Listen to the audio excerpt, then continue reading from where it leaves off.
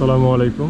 দেশ এবং প্রবাস থেকে যারা আমাদের ভিডিওটি দেখছেন সবাইকে বলবো ভিডিওটি না টেনে অবশ্যই আপনারা শেষ পর্যন্ত দেখবেন। আমরা আজকে এসেছি হযরত যায়েদ বিন সাবিত রাদিয়াল্লাহু তাআলা আনহু হাফিজিয়া মাদ্রাসায়। এটা স্থাপিত হয়েছিল 1998 সালে। এটি মূলত আওতাপাড়া বাঁশেরবাদা কেন্দ্রীয় একটা গোরস্থান এবং ঈদগাহ ময়দান। এখানে ঈদের নামাজ আদায় হয়।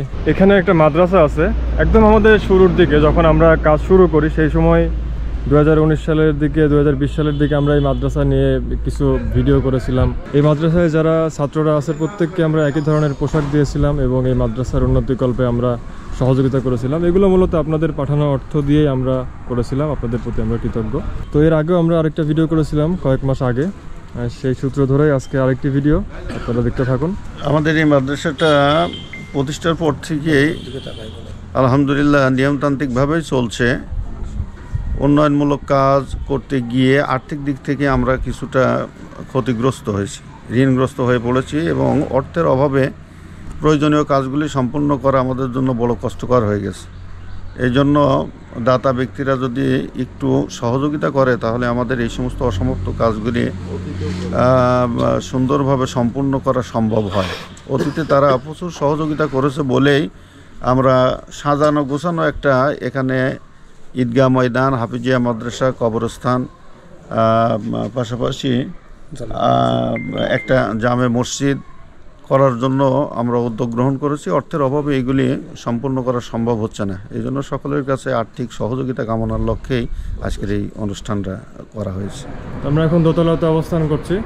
দোতলার যে ছাদ ঢালাই দেখতে পাচ্ছেন এটা কিন্তু কমপ্লিট হয়ে গেছে। আপনাদের প্রতি আমরা আসলে অনেক বেশি কৃতজ্ঞ, কারণ প্রবাস থেকে যারা সহযোগিতা করেন বা দেশ থেকে যারা সহযোগিতা করেন, আপনাদের এই দানগুলোর ওসিলাতেই কিন্তু এই কাজগুলো সম্পন্ন হয়ে থাকে। এখন আরও কাজ বাকি, অনেক অর্থের প্রয়োজন, সে বিষয়ে একটু আমরা কথা শুনবো। আসসালামু আলাইকুম। ওয়ালাইকুম আসসালাম রহমতুল্লাহ বারকাতুহু। আপনি যদি একটু বলতেন যে আপনাদের এই মাদ্রাসার এখন কি কাজ বাকি বা কেমন খরচ এখনো লাগছে? এই মাদ্রাসা প্রতিষ্ঠিত হয়েছে 1998 সালে। 98 সালে হওয়ার পরে এলাকার মানুষজনের সহযোগিতায় এই কাজটা হচ্ছে। গত বছরে আমার জানা মতে গ্রিন প্রোডাকশন থেকে আমরা 3,26,000 টাকা পাওয়ার পরে এই বিল্ডিংয়ের প্রায় 16 লক্ষ টাকা খরচ হয়েছে। এই অবস্থায় আছে। আগামীতে আরও আমার ধারণা যে আগামীতে আরও 12 লক্ষ টাকা হলে এই আনুষঙ্গিক কাজগুলো করা সম্ভব হবে। তাহলে এই মাদ্রাসার এই ভবনটা খুব সৌন্দর্য বৃদ্ধি করবে এবং এলাকার এতিম বাচ্চারা এবং এই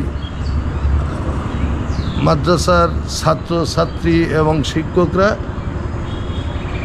মনোরম পরিবেশে পাঠ্যদান দিতে পারবে বা কোরআন হাফেজ তৈরি হবে। আসসালামু আলাইকুম ওয়া রাহমাতুল্লাহ। এই বিল্ডিংটা মূলত কিতাবখানার জন্যে শুরু করা হয়েছিল।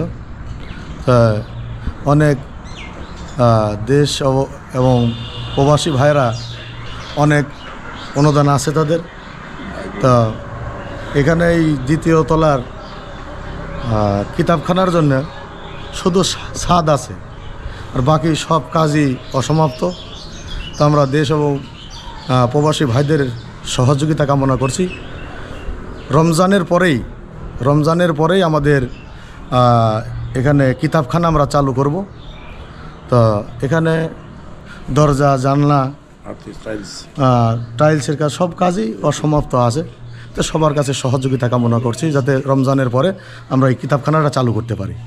আসসালামু আলাইকুম।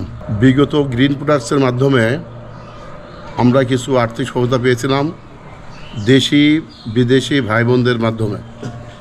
যাই হোক, সেই অর্থ দিয়ে আমরা এই দোতলা কাজ সম্পন্ন করতে পেরেছি। বাকি যে কাজগুলো আছে সেটা হলো আপনারা দেখতে পাচ্ছেন এখানে টাইলসের কাজ আছে, ইলেকট্রিক কাজ আছে, উপরে বাউন্ডারি হবে। ছোটো বাচ্চারা যেহেতু লেখাপড়া করে, অনেক সমস্যা টাকার। এবং আপনারা যেটুকু সহযোগিতা করছিলেন আমরা খুবই খুশির বিষয় যে এখানে বাইরে থেকে অনেকেই টাকা দিয়েছেন, আর্থিক সহযোগিতা করছেন। এর মতো অবস্থায় এখন যদি এই রমজান মাসের পরে যদি কাজটা ধরতে পারি আপনাদের সহযোগিতায়, এই আশা কাম্য করে আমি শেষ করছি। আসসালামু আলাইকুম। প্রিয় দেশ ও প্রবাসবাসী, আপনারা সকলেই অবগত আছেন হজরত জায়েদ বিন সাবিত রাদিয়াল্লাহু তাআলা আনহু হাফিজিয়া মাদ্রাসা আওতাপাড়া বাঁশের বাদা। এই মাদ্রাসার এতদিন পর্যন্ত 3টি প্রকল্প চালু ছিল, শিক্ষার ধারা চালু ছিল, নুরানি, মক্তব এবং হেফজ বিভাগ। পাশাপাশি এবছর রমজানের পর থেকে আমরা কিতাব বিভাগ চালু করতেছি।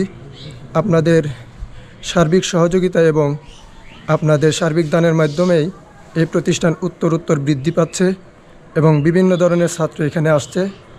তো আমরা তাদের পর্যাপ্ত পরিমাণ জায়গা না থাকার কারণে আল্লাহ রসুল সাল্লাল্লাহু আলাইহি ওয়াসাল্লামের মেহমানদেরকে এই মাদ্রাসায় ঠাঁই দিতে পারছি না, সেই জন্য আপনাদেরকে এই দোতলা দেখানো হচ্ছে। এর পাশাপাশি আপনারা যারা আছেন দেশে এবং দেশের বাইরে, তারা বিভিন্নভাবে এই মাদ্রাসাকে সহযোগিতা করে যাচ্ছেন। তো আশা রাখি আপনারা অতীতেও দিয়েছেন, বর্তমানেও দিচ্ছেন এবং ভবিষ্যতে দেবেন।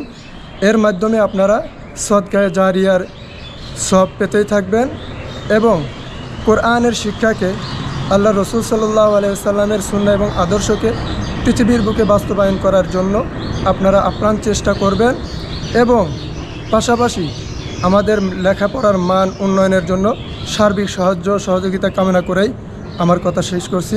আসসালামু আলাইকুম ওয়া রাহমাতুল্লাহ।